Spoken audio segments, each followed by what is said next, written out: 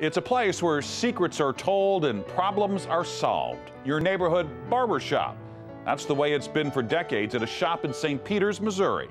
And in tonight's Making a Difference report, you're about to find out why his customers think George Sullivan is the main man. It's another day at the Harvester Barber Shop in St. Peters, Missouri. And another time.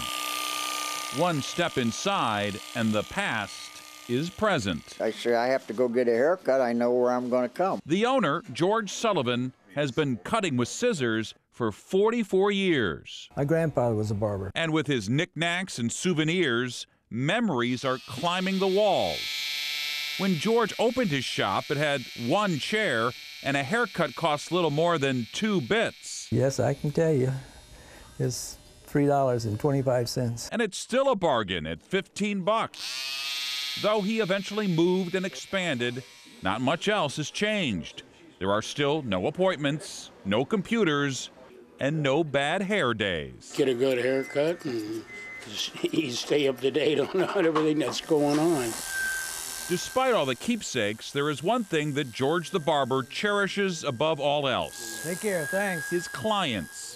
Some have been coming in for decades. You have customers, but they're your friends also, you know. A barber is part stylist, part psychiatrist. They just got back from Colorado. So the conversation here covers everything from sports to women. And sometimes it gets a little risque too once in a while, but that's okay too, you know. If these mirrors could talk, they'd have quite a story to tell. But there's one story that has the edge. The reason customers are so loyal to George is because George is loyal to them. When the need arises, he even makes house calls.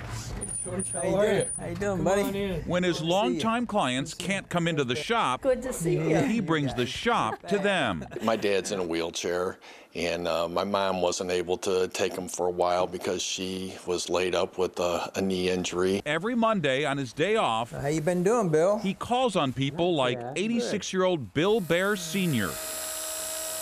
I just feel like it's my way of giving back. It may seem like a small thing, but just ask and you'll find it makes a big difference. I think he gives you your dignity,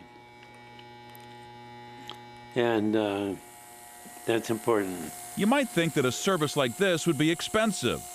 You might think that, but you'd be wrong. He will not take anything. My mom's tried, and he will not take anything. What happened? Where'd he go?